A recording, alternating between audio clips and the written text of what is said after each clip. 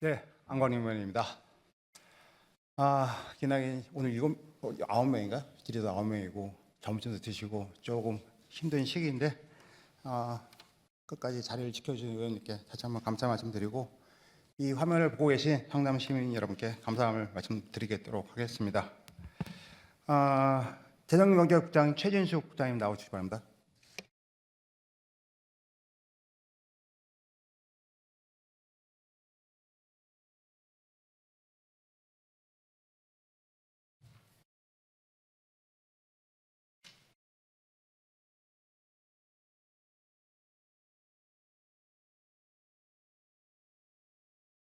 재정경제국장 최진숙입니다. 네, 국장님. 의원 여러분들 혹시 지역구에 가장 민원이 많은 게 무엇일까요? 주차장 문제, 불법 건축물 강제 이행금, 여러 가지 민원들이 상당히 많을 겁니다. 그런데 재밌는 것이 있어요. 우리 구청에서 불법 건축물 단속을 하는데 여기는 단속을 하지 않습니다. 그리고 여기는 자기 마음대로 불법 증축, 개축 다 가능하고요. 단속도 한다고. 그리고 세금도 내지 않습니다. 이런 거에 혹시 있는 거 혹시 의원님들 아십니까? 또 이런 걸 가지고 임대사업도 하고 있어요. 국장님, 이런 땅이 성남시에 존재합니까? 네, 의원님께서 말씀하셔서 알고 있습니다. 존재합니까? 네, 존재한답니다. 아마 성남 시민들도 이런 땅 하나 가지고 계시면 평생 먹고 사는 데 이상 없을 텐데 이게 한 200여 개가 된다고 하더라고요. 맞습니까? 저희가 변상금 부과하고 근데 체납하고 있는 그런 상황들이고요. 저희가 그런 행정 조치들은 하고 있습니다. 시유진의 불법 건축물 단속하신다고요? 변상금 부과하고 있습니다. 하고 계세요? 언제부터 하고 계셨습니까? 계속 쭉 하고 있습니다. 안 했습니다. 시유지의 불법 건축물 개선 사고가 거의 한 게 없어요. 자, 화면 1 동영상 좀 보여주십시오.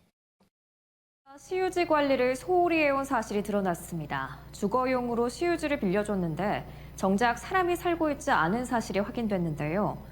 심지어 언제부터 위반했는지조차 파악하지 못하고 있습니다. 정효준 기자의 보도입니다. 중원구 성남동의 한 건물입니다.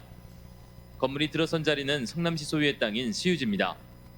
건물주는 이곳을 주거용도로 사용하겠다며 성남시와 임대계약을 맺었습니다. 하지만 실제 사람이 거주하고 있는지 확인해보니 오랜 기간 사람이 살고 있지 않았습니다. 시유지는 용도에 따라 대부료가 다르게 적용됩니다. 크게 세 가지로 기타 용도와 주거 용도 그리고 농지 용도로 나뉩니다.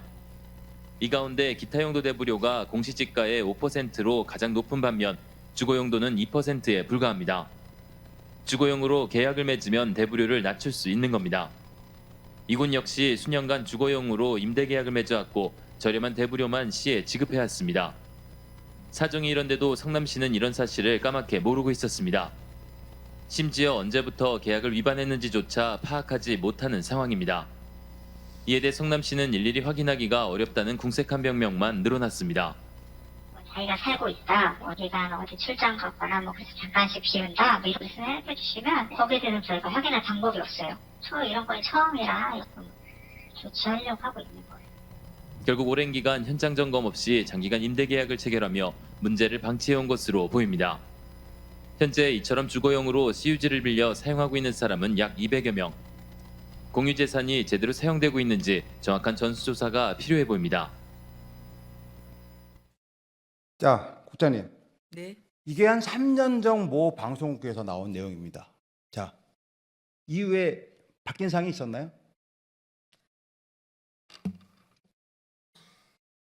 그 방송 사항을 제가 오늘 처음 보게 돼서 그 사항은 잘 답변 드리기가 그렇습니다. 성남시 시유지가 무허가 건물들이 양성하고 있는 곳입니다. 지금 저 화면에서 나타난 게 그것이 3년 전에도 저렇게 얘기가 나오는데 지금 단 한 개도 개선된 게 없어요. 왜일까요? 의지가 없어 아닙니까? 의지가 없어서. 자, 이 무허가 건물의 대부 계약을 보면 1968년 서울시내 무허가 판자트 정리 사업의 일환으로 성남시의 철거민 집단 이주 단지를 조정해서 이주자들에게 분양했던 거예요. 그런데 이 분양받은 사람들 중에서 받은 사람도 있었지만 돈이 없어서 이걸 분양 못 받고 그 건물에서 무허가 건물로 져서 살고 있는 사람들입니다. 자, 이 사람들이 그 건물을 졌다 보니까 이 건물에 대한 소유권을 본인이 갖고 있고 이 건물에 대해서 증개축을 막 하고 있는데도 시에서는 단 한 번의 현장 실태를 파악하지 못하고 있는 겁니다. 그러다 보니 이 건물들을 쪼개서 현재 임대를 주고 있어요. 시에다가는 한 600여만 원, 1000만 원 정도 납부하고 본인은 1억을 넘게 받고 있는데 이거는 임대업 신고도 현재 안 하고 있습니다. 세금도 한 푼 안 나고 있고요. 이런 건물이 성남시에서 무려 몇십 년 동안 존재한다는 것이 가능한 일입니까, 국장님?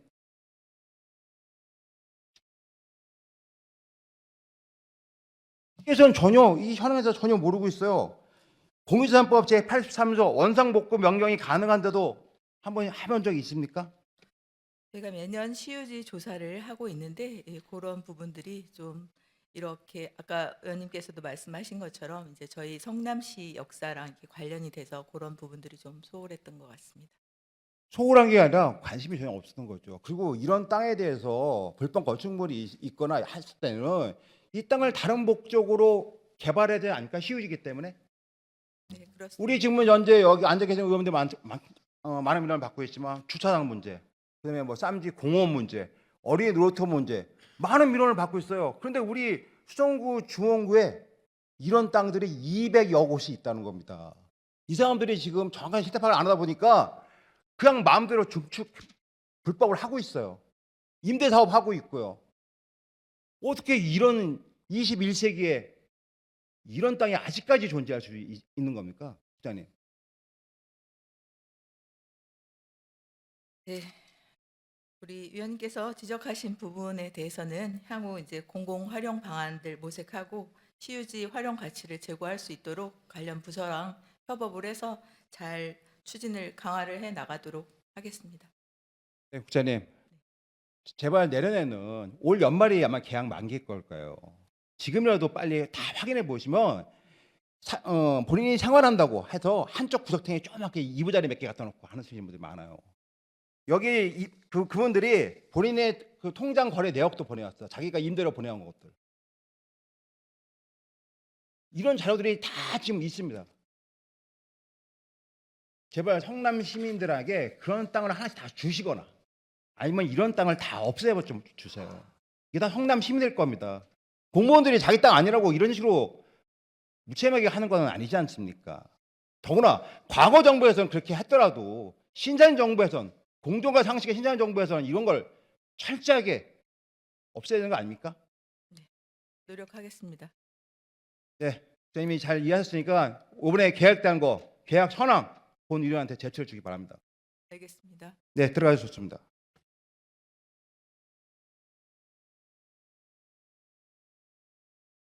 다음은 교통도로국장 진명립 선생님 나오시기 바랍니다.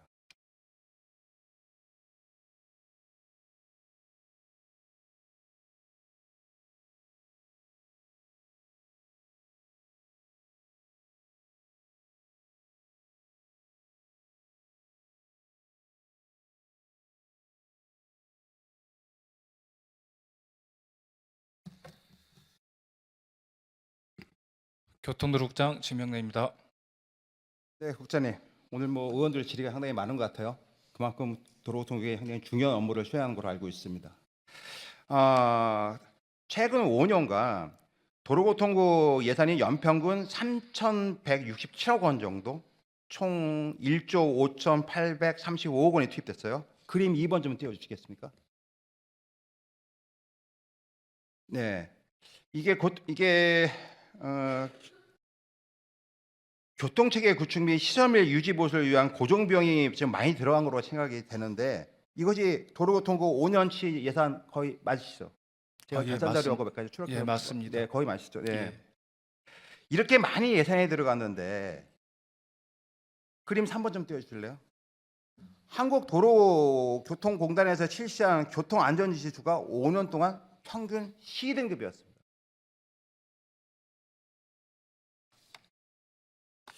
경기도 내 인구 30만 이상 따로 평가를 다시 했는데 교통예산 및 교통안전지수 평가 등급을 비교한 결과 투입 예산에 비해서 너무 낮은 평가받은 거 아니에요?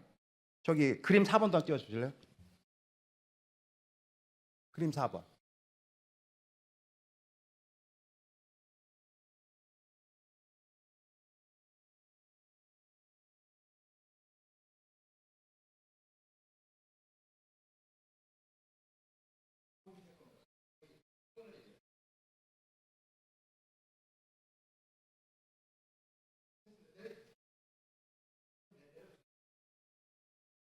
그림 4번이 준비가 안 되는데 성남시가 C등급인데 교통예산 투입한 게 9.64, 안양시는 10%에서 A 등급, 하남시가 비율이 6.61% B등급, 안산시 C, 평택시 D, 고양시 2등급 됐는데 성남시가 이렇게 계속 낮은 평가를 받은 이유가 뭐예요, 부장님?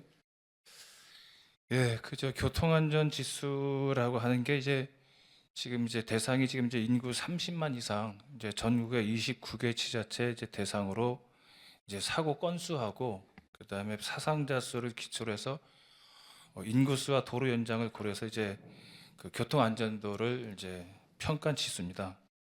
근데 우리 시 같은 경우는 인구 30만 이상 도시 중에서 수원시가 118만, 그다음에 고양시가 108만, 용인시가 108만 이렇게 비교했을 때 적게는 1최대 20만, 많게는 1최대 40만 정도 대까지 통행량이 좀 많다 보니까 이 통행량이 좀 많기 때문에 어쩔 수 없이 교통사고 발생 위험도가 높은 게 사실입니다. 요 교통안전지수를 하는 데는 여러 가지 개수가 있는데 지금 저희 그런 부분에 있어서 약간 불합리해서 그 인구 대비 통행량을 반영한 교통안전지수 평가할 때 보정 개수를 조금 반영해 줄 필요가 있지 않겠느냐라고 계속 지금 지속적으로 교통안전공단에다가 지금 요청을 하고 있습니다. 또 이와 한편으로는 또 그 어떤 사고가 좀 잦은 곳 같은 경우는 개선 사업과 그다음에 체계 개선 사업을 중점적으로 좀 추진해 나가고 있는데 이 같은 보정 개수 개선 필요 항목에 대해서는 저희가 계속 그 관련 그 기관에다가 그 개정을 좀 요구토록 해서 저희가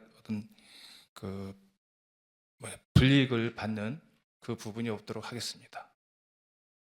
네, 부장님 말씀을 들으니까 과거 이런 말씀을 하신 은지민 시장님 말씀이 생각나네요. 코로나 환자가 제가 이 자리에서 왜 성남시가 많습니까? 라고 물어보니까 교통량이 많아서 그렇다고 합니다. 그분 이유 사촌을 결론적으로 잘못 만난 거 아닙니까? 했더니 말씀 안 하시더라고요. 네. 이게 성남시가 교통량이 많아서 상권에서도 활성화된 것도 있고요. 수원이나 용인도 우리랑 똑같은 형편입니다. 고속도로 다 끼고 있고 다 끼고 있는데 성남시가 이렇게 교통사고가 많다는 거는 상당히 좀 문제가 많습니다. 단편적으로 하나 예를 들까요? 우리 성남시 사고 건수 중에 2018년도 그림 5번 한번 띄워줄래요? 2018년도에 3,833건에서 2022년에 3,599건으로 사고 건수는 감소 추세이나 경기도 및 전국 순위는 굉장히 낮습니다. 2018년 자동차 1만 대당 경기도 31개 시군 중 26위, 전국 229개 중 185위. 22년 자동차 1만 대당 경기도 26위, 전국 197위. 사망자 2018년도 37명에서 2022년에는 27명으로 감소되었는데 이것도 보면은 2018년도 자동차 10만 명당 경기도 11위, 전국 49위. 2022년 자동차 10만 명당 경기도 8위, 전국 53위. 문제 있는 거 아닙니까? 교통사고 감소에는 감소 추세가 둔화되고 있고 새로운 이동장비 출현에 따른 사고, 인구 변화 등의 선제적인 대응, 이런 관련이 좀 대책 마련이 필요하고 개인용 이동장비, 고령 운동자, 어린이 교통 안전 등 각종 대책 마련 및 개선이 필요하다고 생각되는데 2022년부터 2003년까지 교통사고 잦은 곳 개선 사업 하신 게 있나요? 예, 지금 이제 그 2022년, 2023년도에 교통사고 잦은 곳에 대해서 이제 도비 50%를 이제 지원받아서 하고 있는 무인교통 단속 장비 설치라든지 또한 이제 바닥형 보행 신호 등 설치, 또 교통선 확장 및 도로 노면 표시 변경 등을 통해서 그 교통시설물 정비 사업을 지금 추진 중에 있습니다. 이제 작년 같은 경우에 이제 대원 사거리에 대해서 이제 사업이 완료됐고요. 금년 같은 경우는 지금 이제 태평역 사거리하고 여수 교차로에 지금 이제 그 두 개소에 대해서 지금 현재 사업이 진행 중에 있고요. 하여튼 이제 내년도에도 계속 이제 어떤 그런 그 사고 발생 개소에 대해서는 개선 작업을 계속 해 나가도록 하겠습니다. 네, 아까 국장님께서 말씀하셨듯이 성남시가 교통 통행량이 많기 때문에 이런 각종 치수에 좀 불리한 점이 있다고 말씀하셨듯이 이런 교통시설 같은 건 좀 빠르게 좀 진행돼야 된다고 생각합니다. 좀 빠른 진행 좀 부탁 좀 드립니다. 예, 명심하도록 하겠습니다. 근데 이 사고 중에서 가장 문제가 많은 게 개인용 이동 장비 PM입니다. 이거 안전 사고율이 심각한데 그림 6번 좀 띄워주실래요? 네.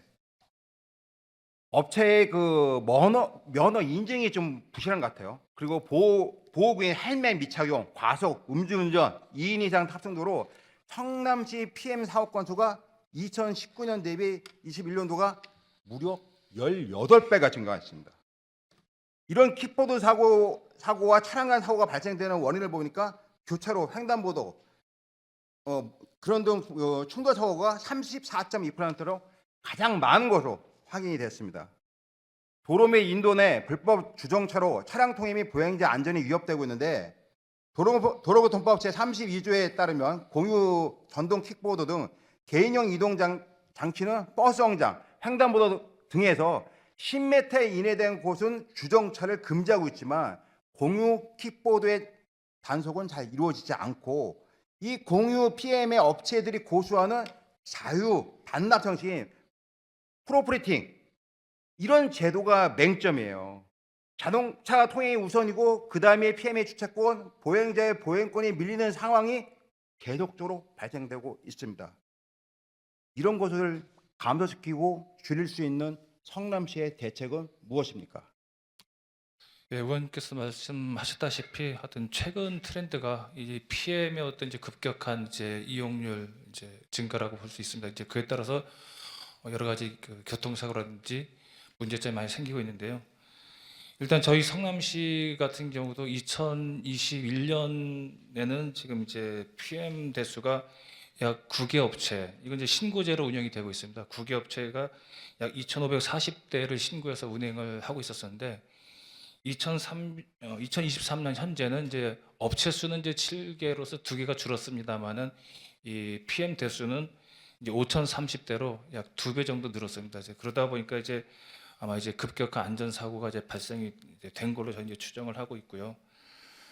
그래서 저희는 일단은 뭐 개인용 이동 장치가 이제 워낙 이제 길거리 함부로 이제 그 방치가 되고 있기 때문에 그런 것을 예방을 위해서 이제 뭐 판교 테크노밸리라든지 그다음에 어떤 구시가지의 그 역 주변 등등에다가 거치형 주차장을 뭐 지금 이제 많이 만들고 이제 설치하고 있습니다만은 아직도 좀 부족한 실정은 맞습니다. 내년도에도 계속 지속적으로 이제 이런 부분을 그 설치해 나갈 수 있도록 하고요.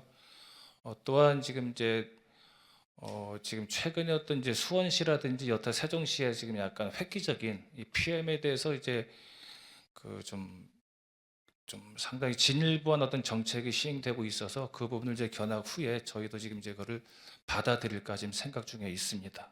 그리고 또한 이제 그 이용 주민들을 대상으로 해서 이제 이런 문제점을 이제 그 인식을 시키고 또 이제 그걸 예방할 수 있는 어떤 홍보 영상을 또 만들어서 지금 하고 있는데 이런 부분을 앞으로 계속 이제 강화해 나가도록 하겠습니다. 네, 부장님. 그다음에 한국도로교통공단에서 하는 얘기는 PM이 첫 번째, 두 번째는 65세 이상 면허 소지자 비율 및 교통사고가 증가되는 걸 지적을 했어요. 성남시 65세 이상 가해자 여기 그림 7번 좀 띄워주세요. 그림 7번.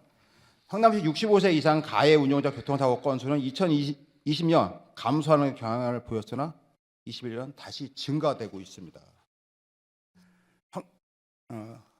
그림 8번 좀 띄워주세요. 성남시 가해 운동자 연령대별 교통사고 중 65세 이상 운전자 사고 비율은 2022년 기준 15.7%나 인구 고령화 추세에 따른 고령 운전자 운전면허 소지자가 매년 증가되는 됨에 따른 대책은 성남시에서 가지고 있나요?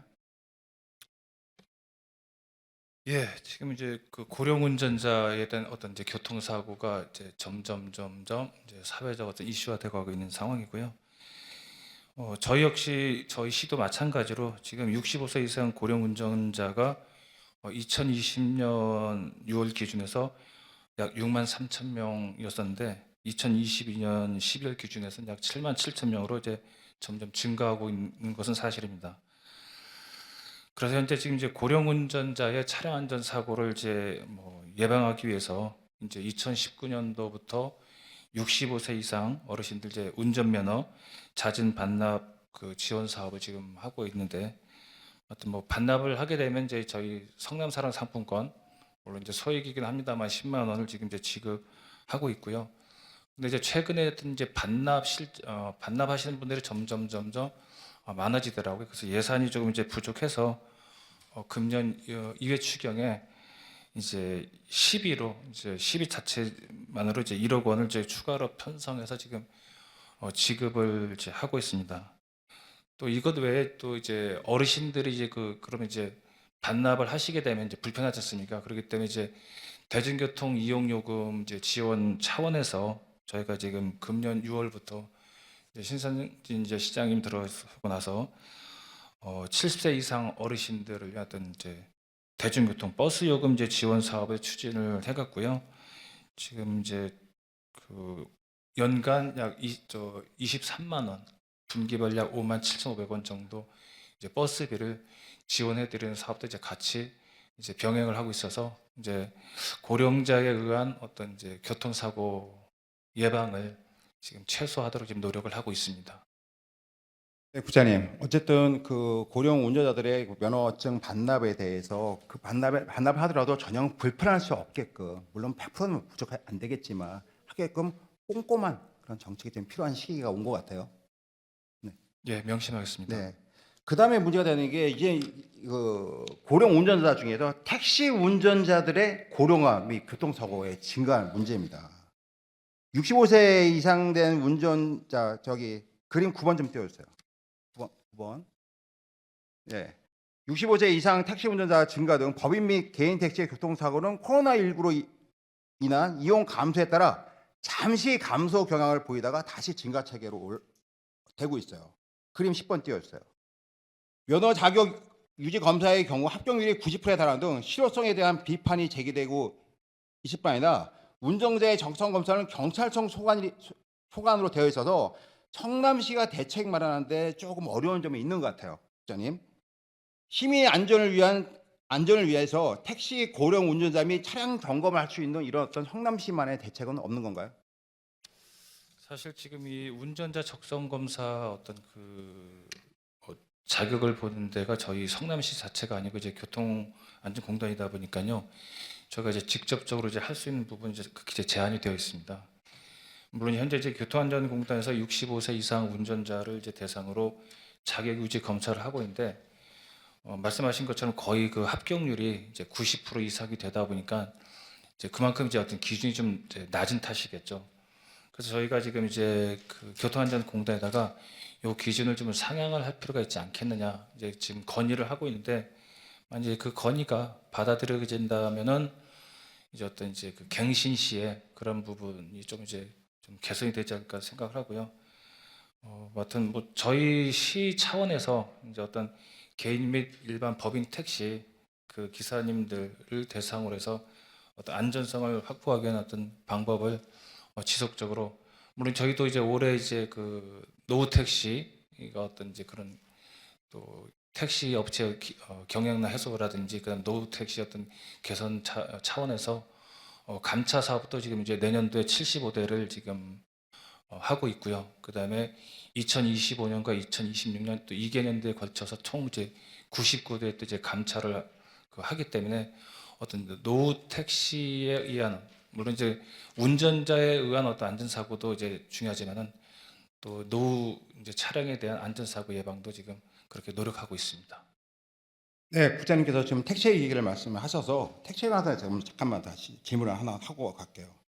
택시에 관해서 우리가 3년간 한 누적 한 92억 원 정도로 지원한 걸로 알고 있습니다. 예, 택시 선주나 브랜드 보조 사업이 약 67억 원으로 72% 정도 비중을 차지하고 있고, 콜비 무료에 따른 운수 종사자 인센티브, 콜비 무료에 따른 운송 종사자들의 통신비 지원, 운수 업계 보조금, 공기업 등에 대한 경상적 위탁 사업비, 그다음에 택시 불법 행위 단속 및 택시 브랜드 사업 홍보물 제작, 택시 정류장 관리 및 보수, 택시 교통카드 단말기 수수료, 택시 분실물센터 운영, 택시 운수 조정자 쉼터 조성, 택시 정책 지원, 택시 공용 차고지 및 택시 쉼터 신축, 이런 여러 사업을 지원하고 있죠. 저기 그림 11번째 띄워주세요. 자, 이거 말고도 아까 국장님 얘기하신 대로 우리가 뭐 감차, 그리고 각종 내비게이션 지원, 이런 사업도 많이 지원했고, 코로나 위기에는 또 코로나 맞게끔 또 택시 법인이나 개인한테 지원을 한 적이 있죠. 예, 맞습니다. 네. 2017년부터 2022년간 6년간 버스의 교통사고는 지속적으로 감소되고 있으나 이 역시 인구 30만 이상 29개 시 중 하위 등급을 성남시가 보이고 있습니다. 그림 12번 좀 보십시오. 그림 12번. 네. 위에 도표를 보시다시피 최근에도 버스로 인한 보행자 등 사망 사고가 지속적으로 발생되고 있고, 안전운전 의무 불이행에 따른 사고가 가장 많이 발생되고 있습니다. 그림 13번 띄워주십시오. 자, 성남시가 2019년 5월부터 성남형 버스 준공영제를 시행하고 있죠. 예, 맞습니다. 예, 여기에 지금 예산이 투입되고 있고, 준공영제로 운영되는 특성상 안전관리에 중점적으로 관리할 수 있을 것 같습니다. 성남시가 버스 운수업체의 안전관리에 대해서 신상인 정부에서 한 일이 과연 뭐가 있을까요? 예, 일단은 버스 준공영제 강화라고 말씀드릴 수 있습니다. 일단 이제 경기도에서 매년 시행하는 시내버스 이제 일반 및 재무 현황 조사를 통해서 그 수익성 지수가 0.8 이하가 되는 그 어떤 적자가 있는 곳 같은 경우는 이제 저희 12로 이제 시내버스 같은 경우는 이제 적자 원가 대비 적자 금액 전액, 그리고 마을버스 같은 경우에는 이제 적자 금액 원가에서 적자된 금액의 최소 60% 최대 80%까지 그 지원을 지금 이제 해주고 있습니다. 그리고 이제 그 또 경기도 교통연수원에서 이제 매년 그 버스 운수 종사자 교통 안전 교육 등을 이제 실시를 하고 있는데, 2023년도 같은 경우는 2,201명이 이제 수료를 했고요. 그다음에 그 외에 한국교통안전공단이라든지 경기도, 그다음에 기타 시군과 버스 분야 안전운행 일제 점검이라든지 그런 것을 수시로 해서 어떤 안전 확보에 지금 나름대로 지금 하고 있다는 걸 말씀을 드리겠습니다. 버스의 특성상 중대사고가 많이 발생할 수 있고 대형사고가 많이 발생할 수 있다고 생각이 됩니다. 이 중대사고 운수 업체의 대상 특별 안전점검 및 위반 사항에 대한 조치 여부 및 세부 내용을 좀 알 수 있을까요? 그거를 지금 현재 제가 뭐 좀 갖고 있는 자료는 없는데요. 이제 추가로 이제 자료 제출을 이제 하도록 하겠습니다. 네. 이거 교통수단에 대한 안전 점검을 잘 하셔야 돼요. 수시로 점검 나와서 한국교통안전공단이 시도 합동조사 이런 걸 해서 차량에 대해서 미리미리 겨울철 때 특히 앞두고 택시, 버스 이런 시민들의 발휘할 수 있는 모든 교통망들을 촘촘히 한번 더 점검을 부탁드리겠습니다. 예, 명심하겠습니다. 네. 다음은 어린이 교통사고에 대해서 말씀드리겠습니다. 민식이법 제정 이후 교통사고율이 증가되고 있어요. 2020년 3월 민식이법 도입 후 절반가량 감소 추세를 보이다가 2022년 어린이 교통사고 건수는 2020년 대비 46%가 증가된 47건이 발생됐습니다. 그림 14번 띄워주세요. 이게 성남시 어린이 보행 교통사고 추이입니다. 15번 그림 띄워주세요. 교통안전공단에서 실시한 교통약자 안전지수 어린이, 노인, 노약자 4년 연속 C등급을 받았어요. 성남시가 어린이 보호구역이라든지 각종 교통약자에 들어가는 예산 투입 대비 이것도 점수가 굉장히 나쁜 편이에요. 왜 그렇습니까, 국장님?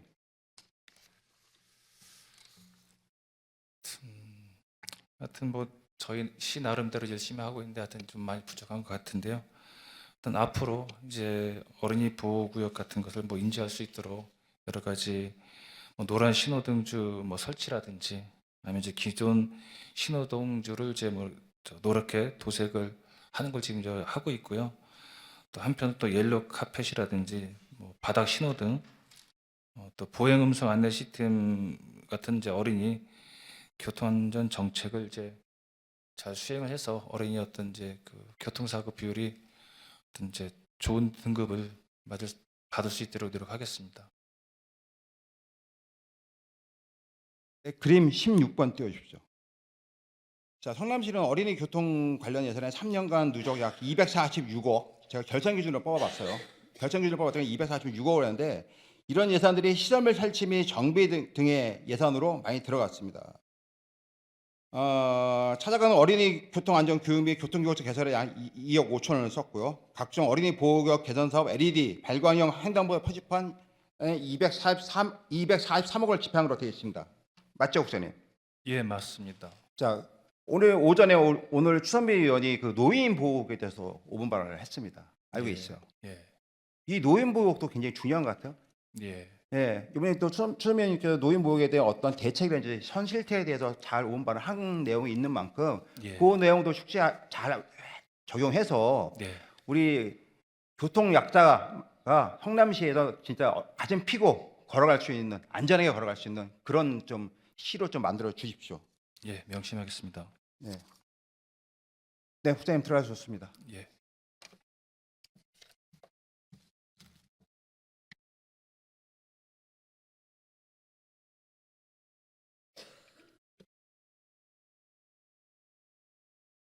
김명래 국장님, 우리 성남시의 교통 안전을 위해서 가장 앞에서 선두에서도 늘 열심히 하는 모습이 보이지만 안전에는 뭐 정도가 없고 깊이가 없는 것 같습니다. 늘 최선을 다해 주시고 지금처럼 네, 열심히 해주시기 바랍니다. 다음은 도시주택국장님 박병우 국장님 나오십시오.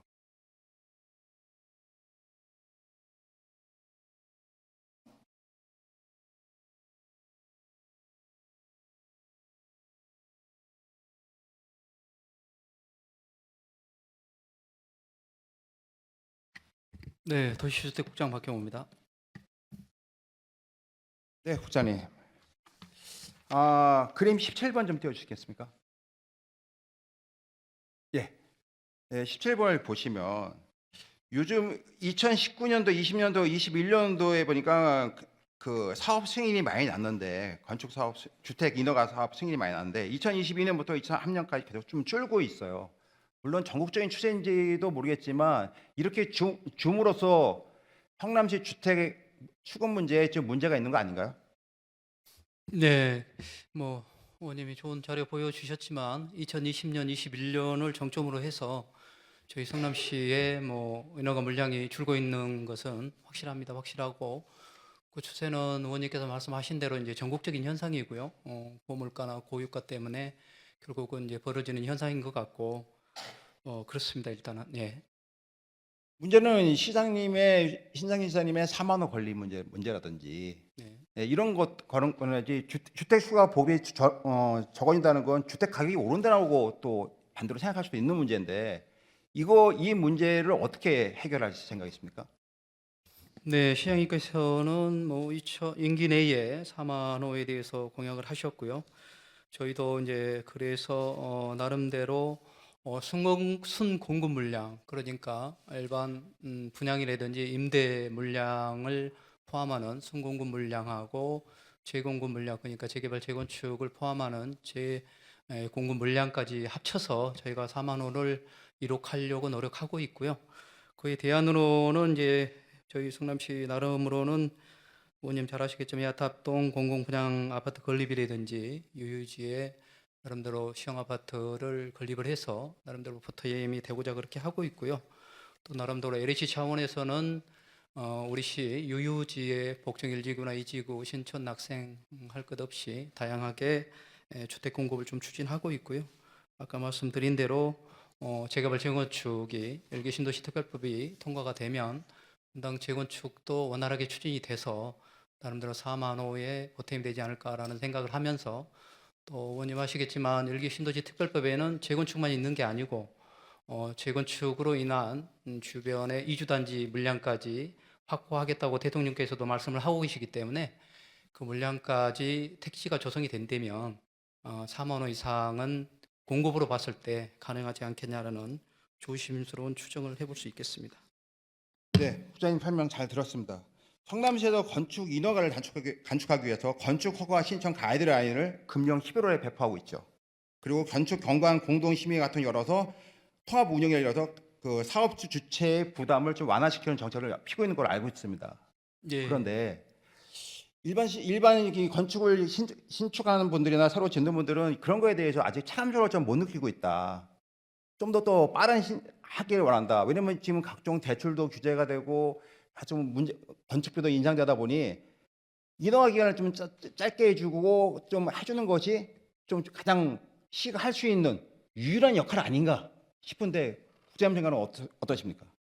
네, 의원님께서도 말씀하셨지만 인허가 기간 이제 단축을 위해서 그래야 이제 주택 공급도 어려운 시기에 적시에 이렇게 될 것 같아서 저희가 11월 달부터 건축 허가 신청 가이드라인을 좀 배포를 하고 있습니다. 이거는 왜 하냐면은 기존에 이제 인허가 하다 보면 반복되는 똑같은 지적 사항들이 이렇게 계속 이루어지고 있거든요. 그래서 그런 것들을 실무 경험에서 간추려서 가이드라인을 작성해서 배포하고 있고요. 또 우리 그 도시국의 주요한 또 일상의 업무 중에 하나가 심의입니다. 그래서 각종 심의를 통합해서 그래서 건축경관위원회라든지 건축교통이라든지 심의를 통합해서 신속하게 인허가 절차를 밟을 수 있도록 저희 내부적으로는 노력하고 있다는 말씀을 드리겠습니다. 이런 건축 그 심의위원회 공동위원회 그 심사위원들은 다 성남시에서 사업자를 내시고 성남시에서 교수님들이고 이런 분들만 구성되나요? 아닙니다. 그거는 또 공모를 해서 전국적으로 또 나름의 인지도가 있는 분들을 저희가 좀 모시고 있습니다. 네. 뭐 공공성을 확보하기 위해서 여러 지역의 교수님들 모시고 또 여러 가지 설계사무소분들 모시고 이렇게 하는 걸로 알고 있는데 그러다 보니까 성남 지역 설정을 지역 그 실태를 잘 모르시고 지금 그런 어떤 말씀들을 많이 하는 걸 저도 많이 지금 봤는데 이런 거에 대해서 좀 그 심의위원들이 현장에 좀 미리 방문한다거나 이런 절차들을 좀 해야 된다고 생각을 합니다. 제가 심의에 참석해 보면은 전혀 엉뚱한 말씀을 하시는 분도 가끔 계세요. 국장님도 뭐 그 자리에 계셨으니까 뭐 잘 아실 겁니다. 이런 거에 대해서 좀 개선책은 없습니까? 네, 의원님 말씀대로 아무튼 좀 다양성을 확보할 수 있도록 저희가 추진에 노력해 나가겠다는 말씀을 좀 드리겠습니다. 마지막으로 마지막으로 한 가지만 말씀드릴게요. 늘 나오던 얘기인데 우리 2030 계획된 지역 어떻게 하실 겁니까? 그 부분에 대해서는 뭐 도시국에서도 좀 고민을 하고 있습니다만은 우리 재개발 재건축 추진 단장님이 또 계시기 때문에 제가 답변. 네, 재개발 추진단에 다시 묻도록 하고요. 네, 제가 재개발 추진단에 질문한다는 거를 여기다 질문한다. 네, 하여튼 부장님 늘 열심히 하셔서 감사합니다. 네, 들어가시기 바랍니다. 감사합니다. 예.